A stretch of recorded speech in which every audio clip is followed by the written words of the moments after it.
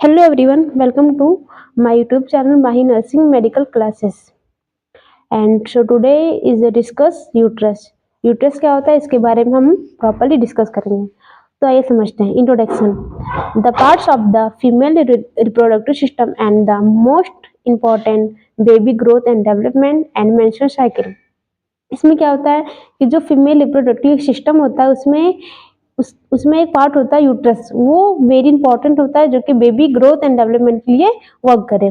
और and female के लिए मेंस्ट्रुअल साइकिल के लिए वेरी इंपॉर्टेंट होता है.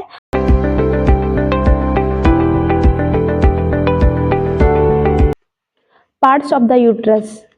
ये हमारा यूट्रस है और इसमें समझेंगे कितना ओवरी होता है और कहाँ फर्टिलाइज होता है एंड कितनी लेयर्स होती है, इसके बारे में हम समझेंगे.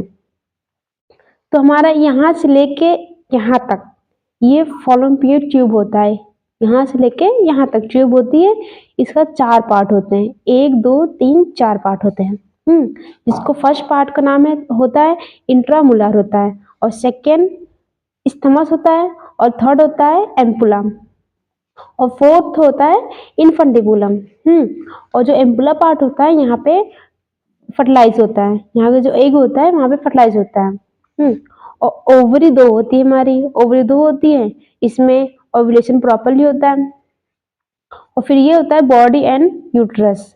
यहाँ पे जो होता है बेबी 9th मंथ तक यहाँ बेबी का ग्रोथ एंड डेवलपमेंट होता है. एंड इसके जस्ट अपर पार्ट में होता है फंडस, एंड फंडस के जस्ट बगल में होता है कॉर्नुआ. कॉर्नुआ क्या होता है इसका फंक्शन? कॉर्नुआ का फंक्शन ये होता है कि जब प्रेगनेंसी में सेकेंड लेबर आता है, जब प्रेगनेंसी में सेकेंड लेबर आता है उसके दौरान जो होता है यहाँ से कॉन्ट्रैक्शन उत्पन्न होता है. ऐसे सर्कुलर कॉन्ट्रैक्शन जिसे बोलते हैं सर्कुलर कॉन्ट्रैक्शन होना ऑफ द कॉर्नुआ पार्ट से होता है. ठीक है. यूट्रस का लेयर की बात करें, लेयर 3 होती है. 1 2 3 3 लेयर होती है जो कि वेरी इंपॉर्टेंट होती है. इसमें अगर इनर लेयर की बात करें तो इंडोमेट्रियम आती है, और मिडिल लेयर की बात करें तो मायोमेट्रियम आती है. और आउटर लेयर की बात करें तो हम पेरीमेट्रियम आती है. इसको कहते हैं आउटर मोस्ट लेयर. और जस्ट इसके नीचे यानी कि सर्विस, जो ये सर्विक्स होता है, सर्विस के थोड़ा सा ऊपर इंटरनल ओस होता है हमारा. और इंटरनल ओस के जस्ट नीचे सर्विस होता है, और सर्विस के नीचे होता है हमारा एक्सटर्नल ओस होता है. ठीक है. और उसके नीचे हमारा विजाइना आता है. इसमें देखेंगे यूट्रस की वेट कितनी होती है, लेंथ कितना होता है, और थिकनेस कितना होता है. ठीक है. तो वेट की बात करें तो 15 to 16 ग्राम का होता है, और लेंथ की बात करें हम तो 3 इंच होता है.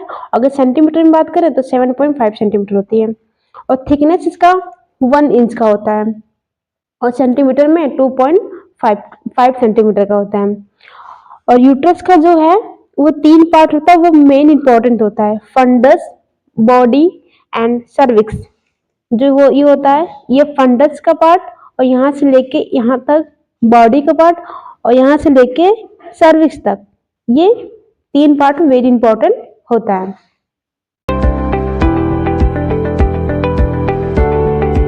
इसमें देखेंगे लेयर ऑफ द यूट्रस. जो लेयर है उसके बारे में प्रॉपरली डिस्कस करेंगे कैसे कैसे. तो पेरीमेट्रियम, मायोमेट्रियम, इंडोमेट्रियम 3 लेयर होती है.